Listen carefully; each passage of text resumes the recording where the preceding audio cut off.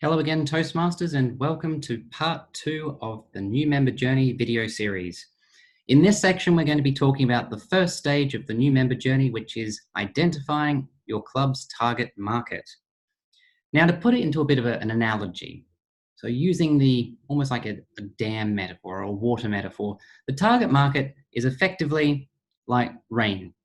So when we think about water being collected into a dam that then gets fed through to a city or to other uses, for us or for our clubs, this is the first step. This is where we start to work out who our club wants to go after as members and what type of club we are and what we can offer people out there in the world. And so target market is the first stage of the new member journey because it comes down to the club to work out what its story is. So who are the people that you consider or you'd like to have as members? And that can be built off many different things. And from there, that stage leads into, once you know who your target market is and what you can offer them, you can start to move into making those people aware about what Toastmasters is and how we can help them. And so there are a few different areas to consider in this first step, because again, it is the fundamental step. And without it, you can try to appeal to everyone, but you'll have much less success than if you have a very strong idea of which groups of people you want to go after. And so the first step is to identify who your club's target market is. Now, there are a lot of clubs out there that do try and offer something for everyone, and a lot of times it doesn't quite work, because if you try to be everything to everyone, you end up being nothing to no one. And we don't want that to happen.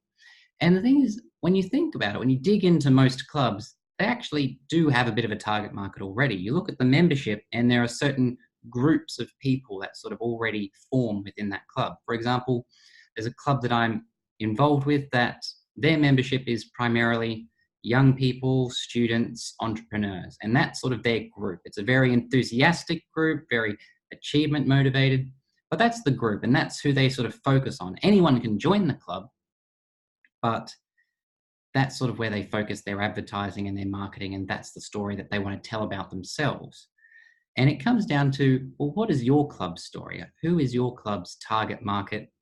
And that may have all sorts of different drivers behind it. So for instance, if you are a mid-morning club, you're probably not going to attract a lot of working professionals because they're all at work. So think about in terms of where your club is, what community it's in, who your existing members are, what time of day it meets, and so on and so forth, because those will have a very strong impact on who your club's target market or markets are, because you can have more than one. And when you have an idea of who your club's target markets are, then the next step is to connect that with your club's story. So what is it that your club can offer to these groups of people?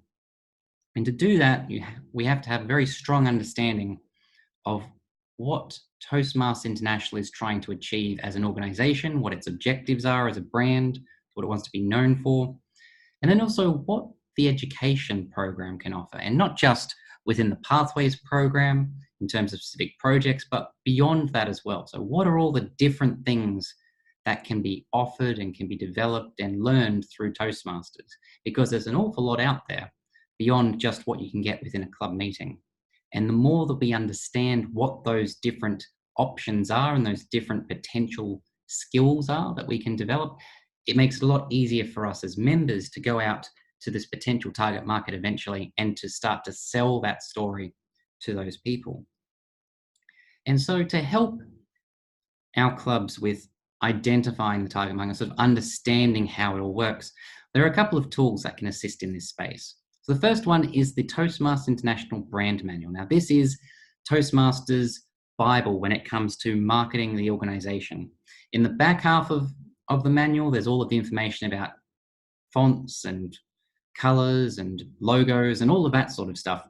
But the front half of the manual is where I guess the real value lies, and because it explains what the Toastmasters brand is, what we're trying to get across to the world, who our target markets are, and what sort of messages we want to convey to them and how we want to do it.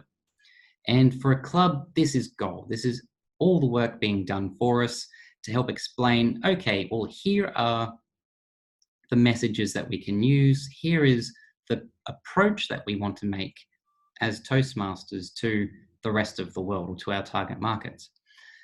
The second document is a District 69 creation, and it's called A World of Opportunities. And what it does is it unpacks some of those communication and leadership skills, because the Toastmasters mission, the international mission, is to empower individuals to become more effective communicators and leaders.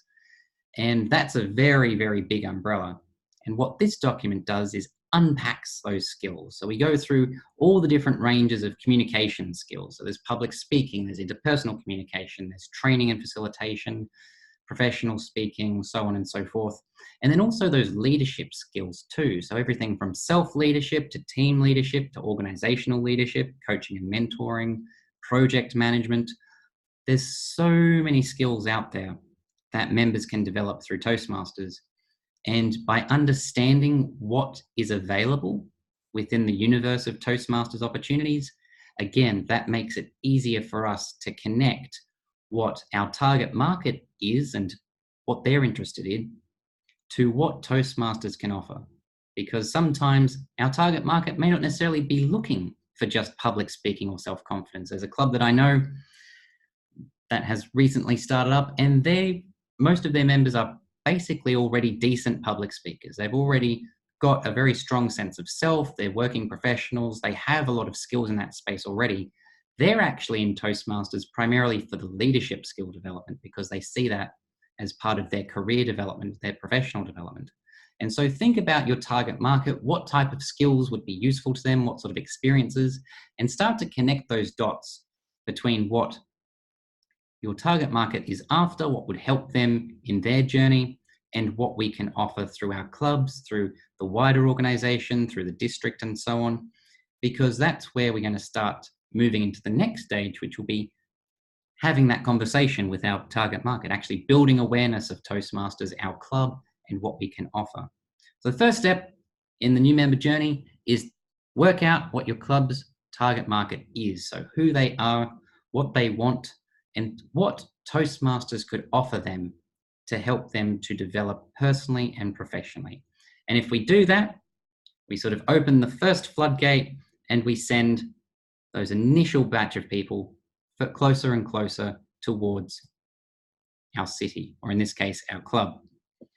So that is the end of part 2, covering the target market section of the new member journey. Dive in with me to part 3 and we will cover off the awareness stage, which is part 2 of the new member journey. Thank you again for listening, and we will see you on the other side. Thank you very much.